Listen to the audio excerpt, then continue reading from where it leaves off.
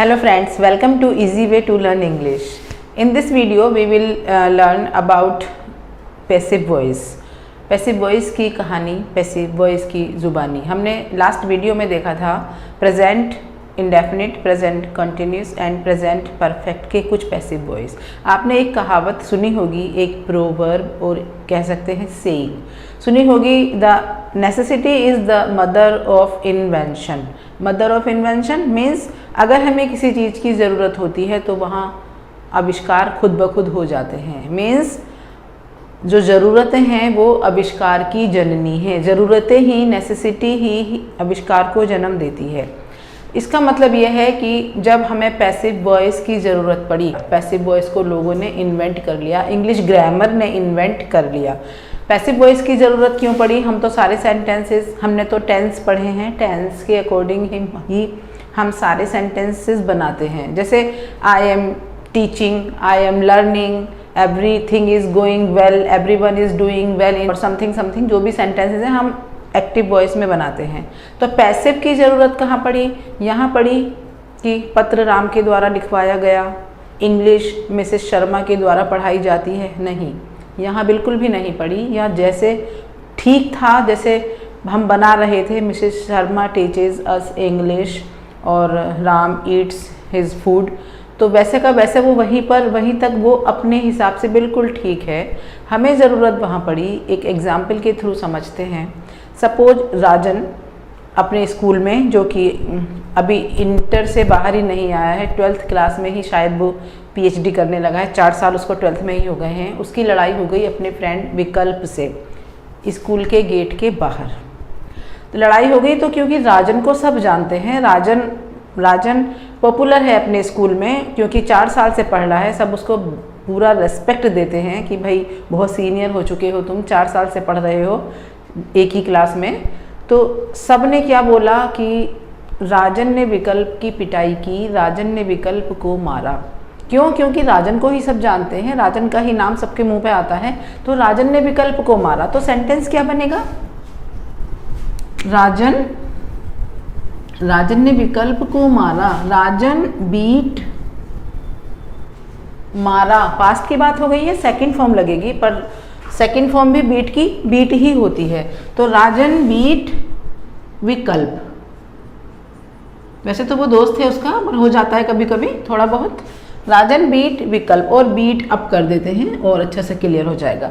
राजन beat विकल्प, राजन ने विकल्प को मारा, कोई शक नहीं, सेंटेंस बिल्कुल ठीक है। राजन बीट विकल्प, राजन ने विकल्प को मारा। कोई बात नहीं, विकल्प ने सोचा यार इसको तो जब देखो मुझे मारता रहता है, यहाँ तक बात बिल्कुल ठीक है। अब विकल्प ने सोचा मैं भी इसकी पिटाई करवाऊंगा, और वो घर गया, अपनी मम्मी से बोला, मम्मी ऐसे ऐसे राजन ने मेरी पिटाई कर दी है, और ये तो आए दिन की बात हो गई है मेरी, कभी भी इसकी लड़ाई हो जाती है मेरे साथ। उसकी मम्मी ने स्कूल में कंप्लेन की कि आपके बच्चे ने मेरे बच्चे को मारा। अगले दिन टीचर ने राजन की पिटाई कर दी। अब क्या था, अभी भी सब राजन को ही जानते हैं, क्योंकि राजन पॉपुलर है, राजन को सबके ज़ुबान पर राजन का ही नेम रहता है। तो अब क्या कहते हैं वहाँ के बच्चे? अब सब बोलते हैं कि राजन की पिटाई हो गई, राजन की पिटाई हुई, राजन को पीट दिया गया, राजन को मारा। अब राजन को मारा, राजन ने तो कुछ भी नहीं किया, राजन की तो पिटाई हो गई। अब सेंटेंस कैसे बनेगा? क्या सेंटेंस ऐसे ही बनेगा, राजन बीट अप? या चलिए विकल्प को हटा दो, हमें नहीं पता किसने मारा, टीचर्स ने ही मारा होगा, जो भी टीचर होगी क्लास में उन्हीं में से किसी ने मारा होगा। तो क्या सेंटेंस ऐसे ही बनेगा, राजन बीट अप? नहीं, इसका तो मतलब वही सेम है कि राजन बीट, राजन ने मारा। अब तो राजन ने नहीं मारा, अब तो राजन पिटा है, राजन ने कुछ भी नहीं किया। यहाँ पर राजन डूअर था, राजन करता था, जो वर्क किया था उसने विकल्प को मारा था। यहाँ राजन ने विकल्प को नहीं मारा, यहाँ तो राजन की पिटाई हो गई, राजन ऑब्जेक्ट बन गया, पिट गया, राजन पिट गया। तो राजन बीट अप बिल्कुल गलत है। ठीक है, एक और सेंटेंस के थ्रू समझते हैं, एक और एग्जाम्पल लेते हैं। सपोज हमें कहना है कि चोर चोरी कर रहा था। ठीक है, चोर चोरी कर रहा था, the thief was stealing, the thief was stealing, चोरी करने की इंग्लिश होती है स्टील, और क्योंकि कर रहा था प्रोग्रेसिव सेंटेंस है तो हम उसको लगाएंगे stealing. The thief was stealing, चोर चोरी कर रहा था, चोरी करते हुए पकड़ा गया। द थीफ, पकड़ने की क्या होती है? कॉट। सेकेंड फॉर्म लगेगी the thief caught while stealing, या द थीफ कॉट स्टीलिंग। ठीक है, तो क्या चोर, क्या सेंटेंस सही है? The thief caught while stealing, चोर, थीफ कॉट, अगर चोर ने पकड़ा किसी को तब हम ये स्ट्रक्चर लगा सकते हैं। थीफ कॉट, चोर ने पकड़ा, जैसे यहाँ पर राजन बीट, राजन ने मारा, थीफ कॉट, राजन ने पकड़ा, तो ये सेंटेंस स्ट्रक्चर गलत हो गई। अब कैसे सेंटेंस को बनाएंगे? अभी भी चोर ही चोरी कर रहा था, क्योंकि हमें चोर के ही नाम से सेंटेंस को बनाना है, तो चोर ही चोरी कर रहा था और चोर ही पकड़ा गया। अब जब चोर पकड़ा गया तो चोर ने तो कुछ नहीं किया, हाँ इस केस में चोर चोरी कर रहा था, लेकिन जब चोर को पकड़ लिया, चोर पकड़ा गया, तब चोर ने कुछ नहीं किया, चोर को पकड़ा। अब हमें नहीं पता मोहल्ले वालों ने पकड़ा, पुलिस ने पकड़ा, या किसी रास्ते वाले ने पकड़ लिया कि तुम चोरी करके भाग रहे हो, चलो मैं तुम्हें पकड़ लेता हूँ, ठीक है ना। तो इस स्ट्रक्चर को फ्रेम करने के लिए हमें ज़रूरत पड़ी पैसिव वॉइस की, मतलब जिस भी स्ट्रक्चर की ज़रूरत पड़ी उसका नाम दे दिया गया पैसिव वॉइस। आपको बिल्कुल माइंड में सेट करने के लिए, क्लियर करने के लिए मैंने यहाँ पर कुछ वर्ब की फॉर्म्स ली हैं, एक्टिव में और पैसिव में।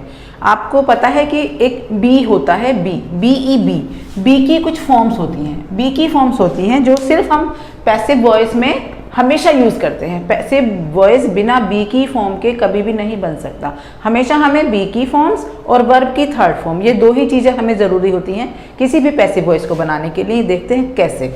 जैसे कि अभी आपको मैं पहले ये वाली स्ट्रक्चर बता देती हूँ। V1 मीन्स वर्ब की फर्स्ट फॉर्म। आपको पता है वर्ब की फर्स्ट फॉर्म हम किस टेंस में यूज़ करते हैं? देखिए, पैसिव वॉइस को समझने से पहले टेंस की नॉलेज होना बहुत ज़रूरी है।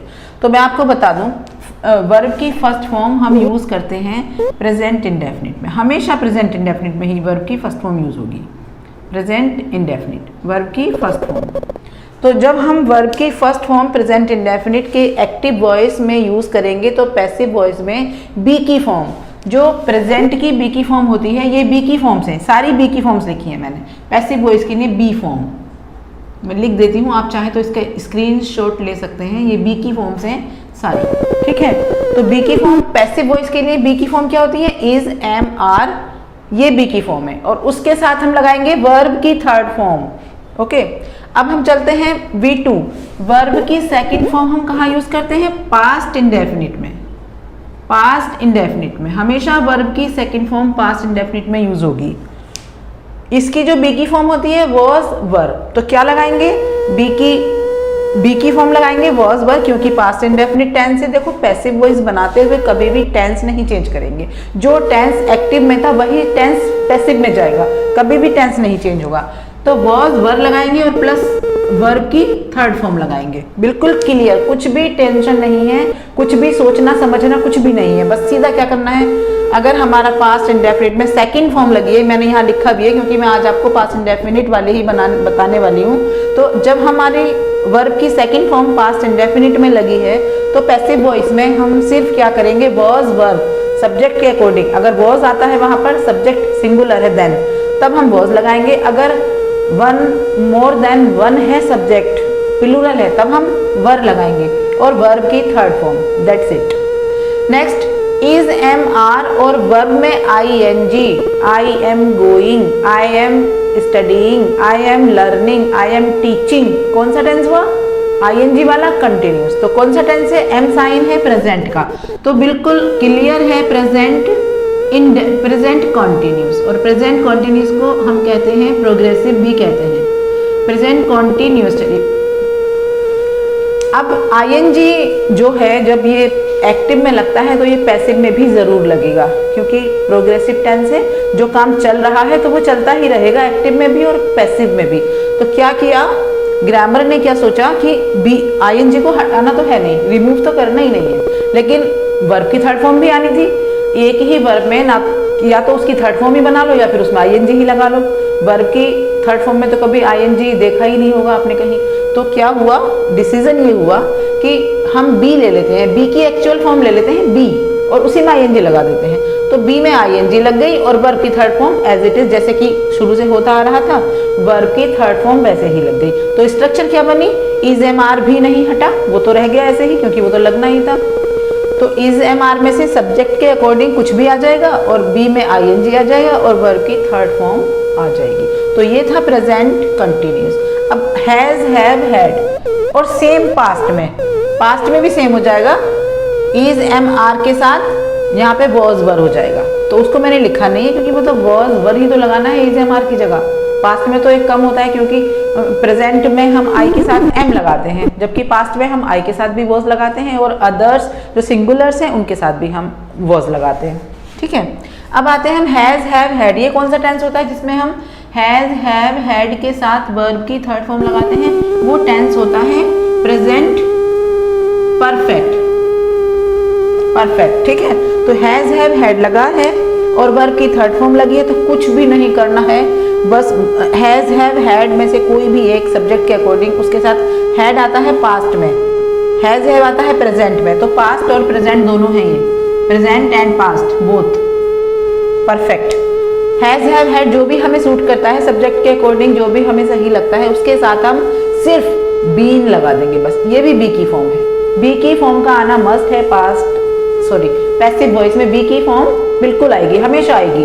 तो जहां भी आपके पास बी की फॉर्म मिले आप समझ जाइए, और बी की फॉर्म के साथ आपको वर्ब की थर्ड फॉर्म मिलती है तो आप बिल्कुल बिना सोचे समझे बता दीजिए कि ये पैसिव वॉइस है। एग्जाम में ऐसे ही आता है, एक्टिव और पैसिव।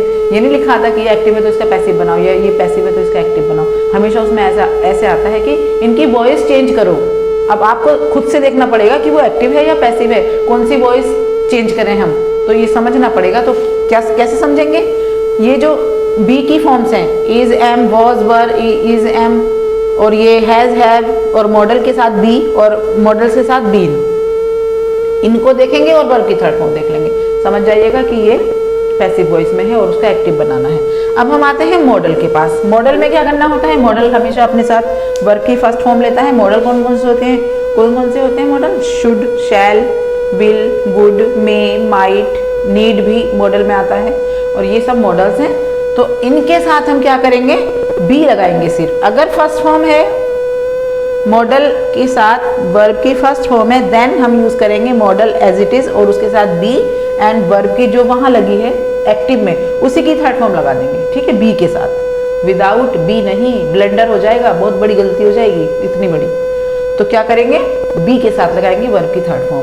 और अगर मॉडल के साथ हैव या हैव ही आता है, वैसे मॉडल के साथ हैज या हैड बिल्कुल भी नहीं आता। मॉडल के साथ हैव और वर्ब की थर्ड फॉर्म ऑलरेडी होगी तो आपको कुछ नहीं करना, हैव, हैज जो भी है सब्जेक्ट के अकॉर्डिंग वैसे ही रहेगा, और बीन और वर्ब की थर्ड फॉर्म। आप चाहें तो इसका स्क्रीनशॉट ले लीजिए, बहुत ही काम की चीज़ है ये।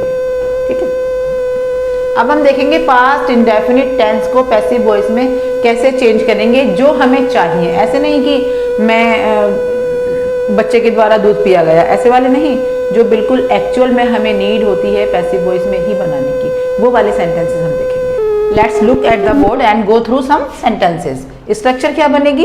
पास्ट इंडेफिनिट है, स्ट्रक्चर क्या बनेगी? पास्ट इंडेफिनिट में हम हमेशा वर्ब की सेकंड फॉर्म यूज करते हैं।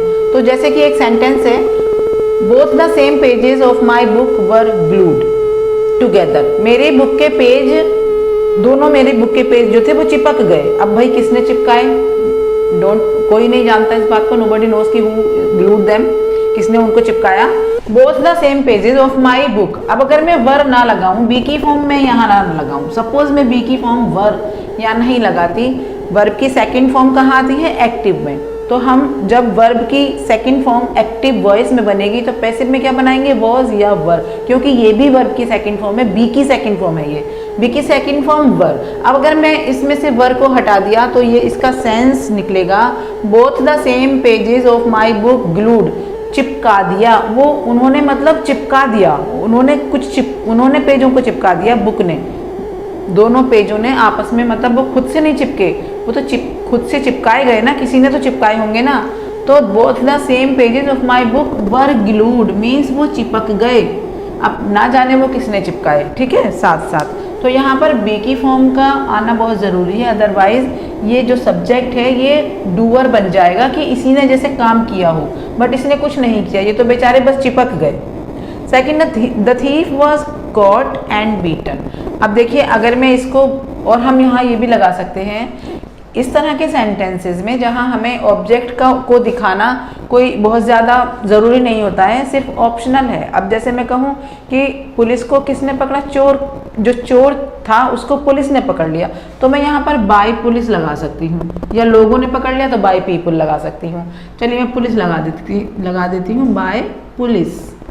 द थीफ वॉज कॉट, चोर पकड़ा गया, and beaten by police, police के द्वारा वो पकड़ा भी गया और पीटा भी गया। अगर मैं वॉज को यहाँ से रिमूव कर दूँ तो इसका सेंस निकलेगा, चोर ने पकड़ लिया, चोर ने पकड़ लिया। अब चोर कैसे पकड़ेगा खुद को, चोर तो खुद पकड़ा गया है ना, चोर पे तो कोई वर्क ही नहीं हो, चोर ने तो कुछ किया ही नहीं।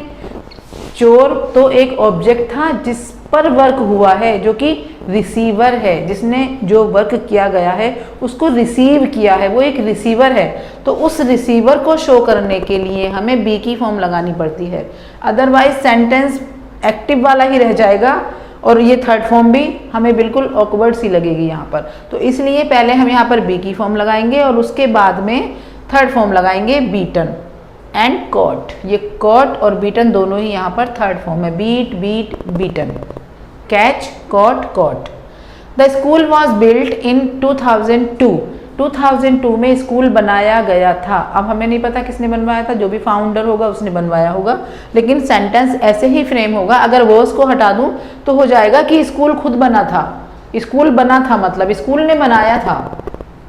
2002 में स्कूल ने बनाया था, स्कूल ने तो कुछ नहीं बनाया, स्कूल तो बना है, स्कूल तो रिसीवर है, ठीक है। Where was he sent, he sent उसको भेज दिया गया, कहाँ उसको भेज दिया गया।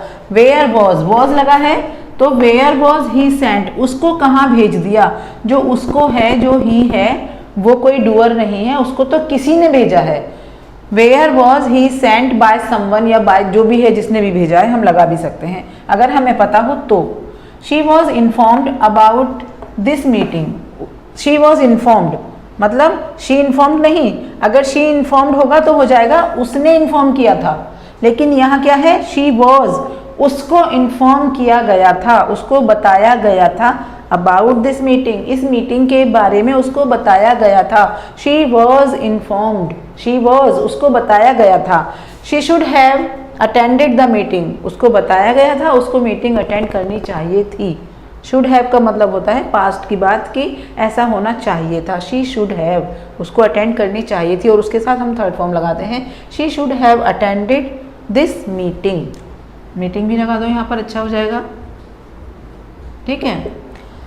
10 पीपुल, ये आपने जब कभी आप न्यूज़पेपर पढ़ते होंगे और कोई ट्रेजेडी हो जाती है, एक्सीडेंट में कुछ लोग मारे जाते हैं, देन हम इस न्यूज़ को मोस्ट ऑफ द टाइम हम रीड करते हैं कि 10 people were killed in the bus accident और एनी काइंड ऑफ डिजास्टर, किसी भी डिजास्टर में कुछ लोग मारे जाते हैं, तो सेम स्ट्रक्चर वाली लाइन आती है 10 पीपुल वर किल्ड।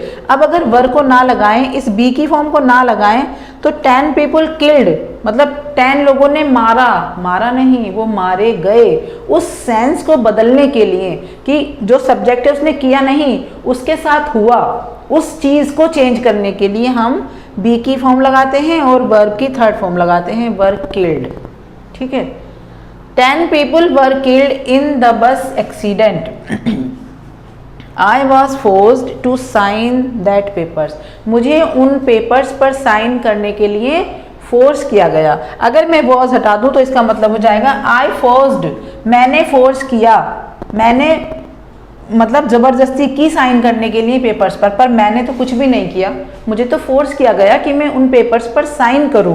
तो I was force to sign that papers, मुझे फोर्स किया गया, उस सेंस को बदलने के लिए, एक्टिव से पैसिव में बनाने के लिए मैंने कुछ नहीं किया है, मैं सिर्फ यहाँ पर रिसीवर हूँ कि मुझे फोर्स किया गया था। I was force to sign that papers. I think ये वाला टेंस आपको समझ आ गया होगा, पास्ट इंडेफिनिट। अब देखते हैं past continuous.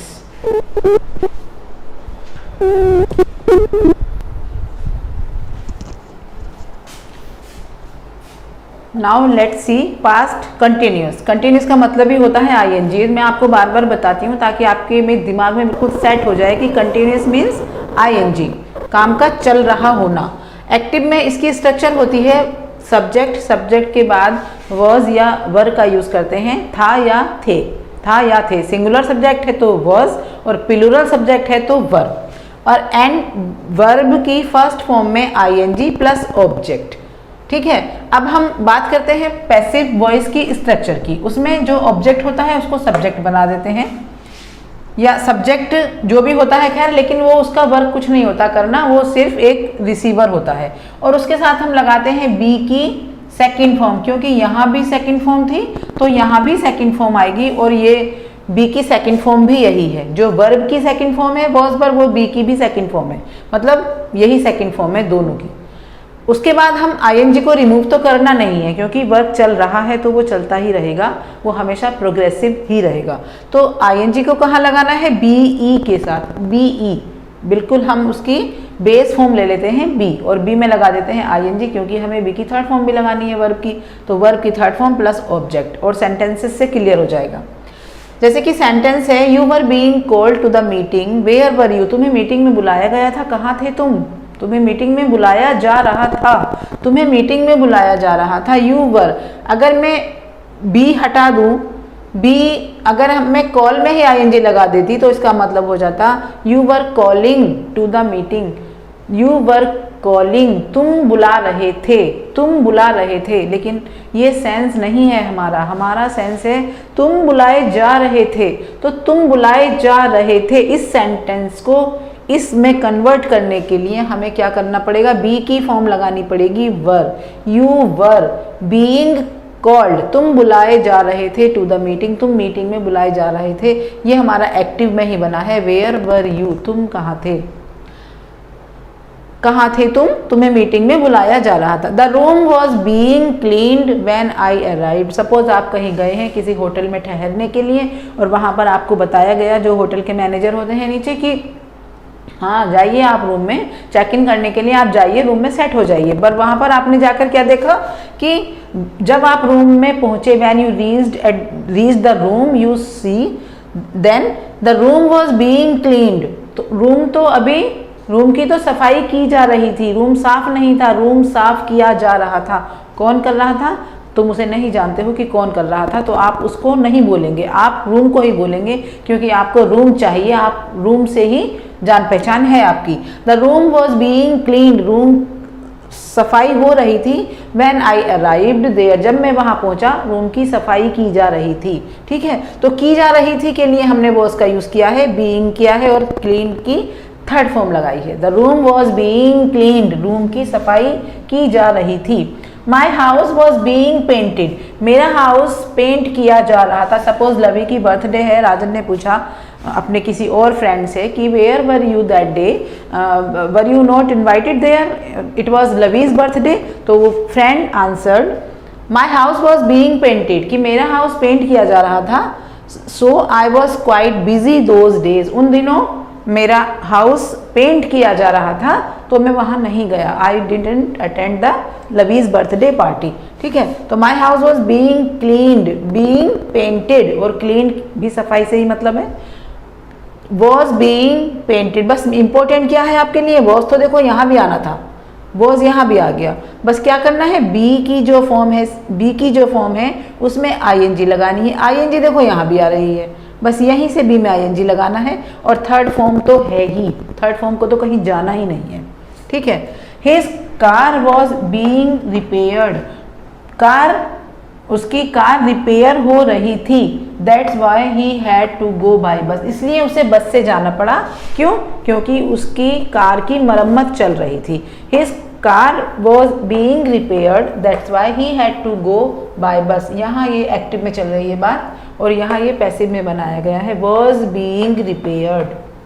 He was being operated, he was being operated. Operated का मतलब होता है ऑपरेशन चलना, मतलब ऑपरेशन होना। उसी की ऑपरेशन तो एक नाउन है, आपको पता है जिन वर्ड्स के लास्ट में TION या SION आता है वो सब नाउन होते हैं। तो ऑपरेशन नाउन है, और ऑपरेशन का ही वर्ब ऑपरेटेड यहाँ पर है, तो उसकी थर्ड फॉर्म लगाई गई है ना। तो ही वॉज बीइंग ऑपरेटेड, उसका ऑपरेशन चल रहा था।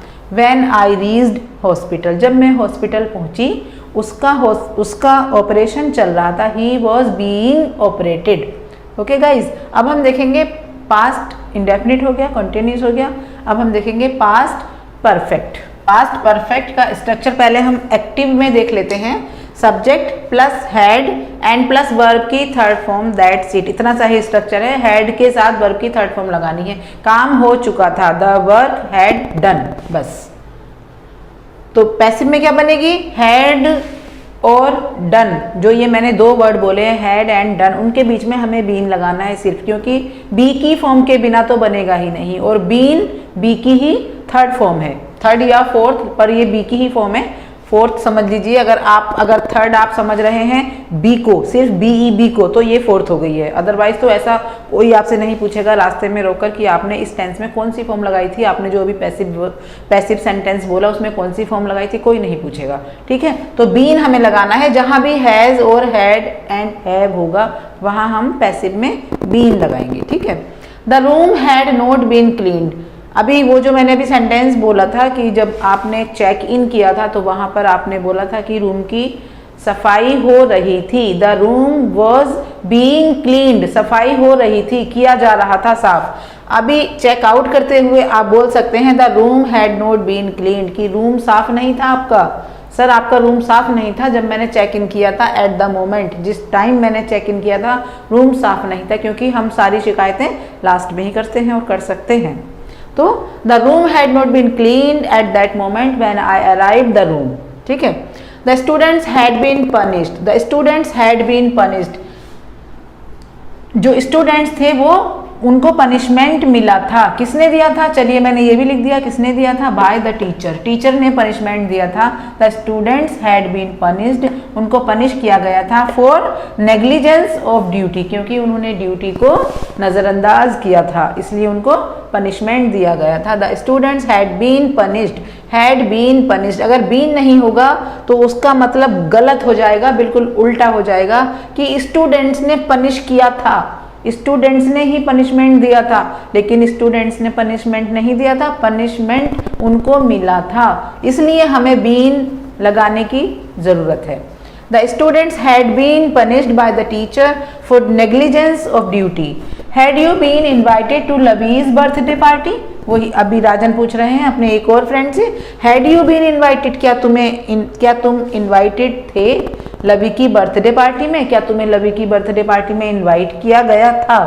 अगर मैं बीन ना लगाऊं तो अगर मैं बीन ना लगाऊं तो हो जाएगा क्या तुमने इनवाइट किया था, नहीं, हमें ये वाला सेंस नहीं देना है। तभी तो हमें पैसिव के स्ट्रक्चर की जरूरत पड़ी है, क्योंकि हमें ऐसे ऐसे सेंटेंस मिले जो टेंस के अकॉर्डिंग बने ही नहीं, टेंस नहीं लगा इनमें, टेंस लगा है लेकिन थोड़ी सी स्ट्रक्चर चेंज हो गई है, टेंस वही है, टेंस हमें चेंज नहीं करना है। तो had you been invited to Lovey's birthday party, क्या तुम्हें लवी की बर्थडे पार्टी में इनवाइट किया गया था। जरूरी नहीं लवी ही इनवाइट करेगी, उसके मम्मी पापा भी इनवाइट कर सकते हैं, तो हमें नहीं पता किसने नहीं किया था या किसने किया था। Yes I had been invited, हाँ मुझे इन्वाइट किया गया था, but I didn't attend the party, ये डिडंट लगा है तो पास्ट इंडेफिनिट का निगेटिव सेंटेंस है, पास्ट इंडेफिनिट का निगेटिव में ही हम पास्ट इंडेफिनिट में जहां वर्ब की सेकंड फॉर्म होती है वहीं हम डिड लगाते हैं, जहां भी वर्ब की सेकंड फॉर्म होगी वहीं हम डिड का यूज करते हैं। तो I didn't attend the party, नहीं मैंने पार्टी अटेंड नहीं की थी, बिकॉज क्योंकि I had to go somewhere else that day, somewhere else कहीं और, समवेयर एल्स कहीं और, दैट डे उस दिन, क्योंकि मुझे उस दिन कहीं और जाना पड़ा या जाना था। हैड साइन है कि पास्ट की बात थी, उसे कुछ काम करना पड़ा था, उसे कहीं और जाना था। Okay guys, so that's all for today and keep learning, keep growing and bye.